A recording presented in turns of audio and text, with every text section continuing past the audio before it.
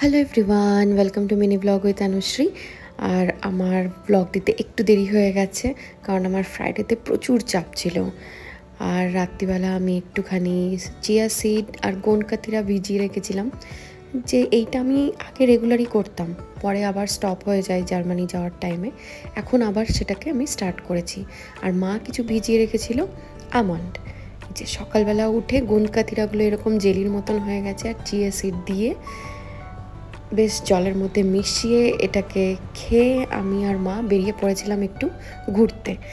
আজকে এই প্রথম দিনের বেলাতে আমি আসার পরে এইভাবে একটু ঘুরতে বেরোলাম। চলুন আপনাদেরকেও আমি আশেপাশটা দেখাই।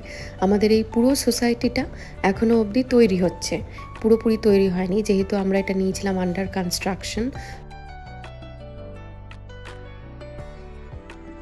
থাকার যে ফ্ল্যাটগুলো সেগুলো তৈরি হয়ে গেছে, কিন্তু যেরকম other amenities, club house, swimming pool, এগুলো এখনও তৈরি হচ্ছে, অলমোস্ট হয়ে এসেছে, কিন্তু পুরোটা এখনও হয়নি। তো ওই সাইডটার আমি দেখাইনি।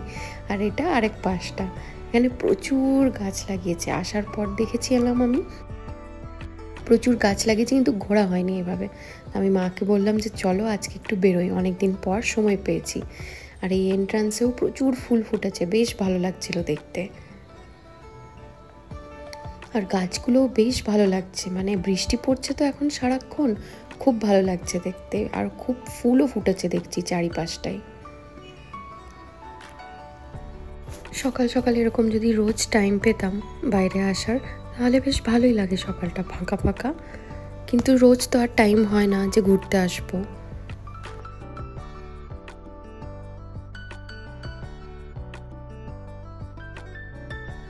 এখানেও কিছু ফুল ফুটে আছে।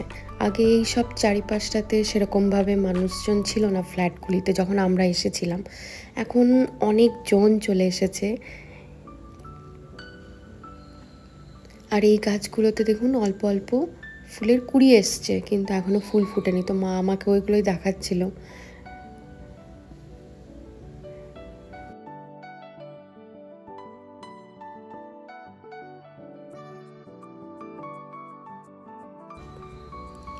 সেই লাস্টে আমরা যাব হাঁটতে হাঁটতে, কেউ নেই, খুব সকালে যেহেতু বেরিয়েছি। আর ওইদিকে আমার কুক এসেছে, ও ব্রেকফাস্ট লাঞ্চ এগুলো বানিয়ে দিচ্ছে। সেই ফাঁকে আমি আর মা একটু নিচে ঘুরে আসছি, কারণ আমার ছেলে এখনো অবধি ঘুমোচ্ছিল। ওই যে দূরে কিছু মানুষজন দেখতে পাওয়া গেছে, এখন তারা হাঁটতে বেরিয়েছে।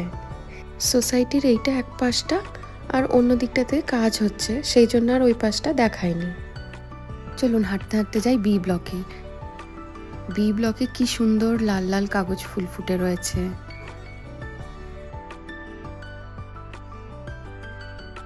চলুন এবার যাই লাস্ট ব্লক, সি ব্লকে। এইটা সি ব্লক। এই পুরো বসার জন্য জায়গাটা, গাছ, ফাউন্টেন, কিছু লাইটস লাগিয়েছে, এগুলো সব নতুন করেছে। রাত্রিবেলা ভারী সুন্দর লাগে দেখতে জায়গাটা। আর এই পেছন দিক দিয়ে গেলে আরও এই যতটা জায়গা দেখলাম, এইরকম আরও জায়গা রয়েছে, কিন্তু ওই সাইডটাই গেলাম না, কারণ ওখানে ইট বালি সব রাখা আছে, ওখানটায় যেহেতু কাজ চলছে। আর এখানেও প্রচুর ছোট ছোট ছোট ছোট গাছ লাগিয়েছে দেখছি, এগুলো আস্তে আস্তে এবার বড় হয়ে যাবে। আমার কুকের মনে হয় রান্না হয়ে এসছে, এবার যেতে হবে ওপরে, ছেলেও উঠে যেতে পারে। চলুন আস্তে আস্তে যাই এবার আমি ঘরের দিকে।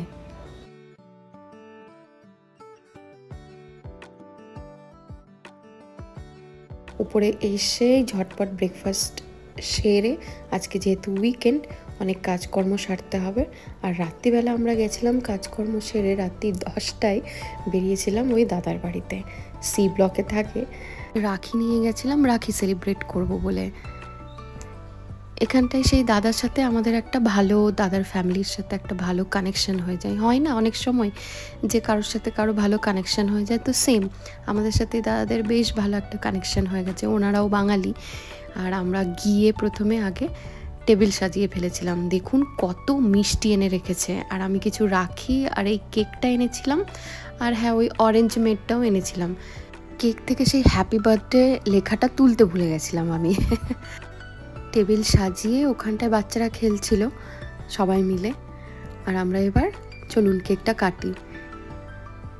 দারুণ মজা হয়েছিল কেক কাটার সময়। এই প্রথম আমি রাখি সেলিব্রেট করলাম, এর আগে স্কুলে করতাম, তারপরে কিন্তু আর করা হয়নি। আর যেহেতু দাদা বলি সেই জন্য আমি প্রণামও করেছিলাম। আর আমাকে দেখুন সারপ্রাইজ গিফটও দিয়েছিল, মানে আমার কাছে এটা এক্সপেকটেশনের বাইরে, আমি ভাবিও নি। আমি ভেবেছিলাম যাব গিয়ে এরকম যেরকম আমরা রাখি পরাই সেই রকম, আর এই চকলেটটা দেওয়ার পর আমার মাথায় হাত, যে ব্যাস হয়ে গেল, আমি আর রোগা হতে পারছি না এই জন্মে। আর দাদার ওয়াইফ আমার খুব ভালো বান্ধবী এখানকার, তো ও আবিরকে এখানটায় রাখি পরিয়েছিল। আর গিফটে দেখুন আমাকে শুধু যে কুর্তা দিয়েছে তা না, তার সাথে আবার ব্রেসলেট, কানের দুল, আর অতগুলি পুরো চকলেট তো রয়েছে, ডার্ক চকলেট, মানে আমি আর এই জন্মে রোগা হতে পারছি না। আর রাতে যেহেতু যাচ্ছিলাম তো ওরা আমাদেরকে এমনি ইনভাইট করেছিল খাওয়ার জন্য, যে ডিনারটা আমরা ওখানেই করে নেবো। এর আগেও আমরা করেছি দাদার বাড়িতে, দাদারাও এসছে আমার বাড়িতে, কিন্তু তখন যেহেতু ব্লগ করতাম না আর ওগুলো দেখানো হয়নি। কিন্তু আজকের দিনটা স্পেশাল, দাদা নিজের হাতে চিকেন বানিয়েছে আর রাখি বলে। চিকেনটা কিন্তু মারাত্মক লেভেলের টেস্টি হয়েছিল। তাহলে আমরা খাবার দাবার এনজয় করি, দারুণ মজা হয়েছে আজকে সবার সাথে। আমার ভিডিওগুলো ভালো লাগলে একটা লাইক, কমেন্ট আর আমার পেজটি ফলো করে দেবেন। আসবো আবার আরেকটা ব্লগ নিয়ে, সবাই ভালো থাকবেন, টাটা।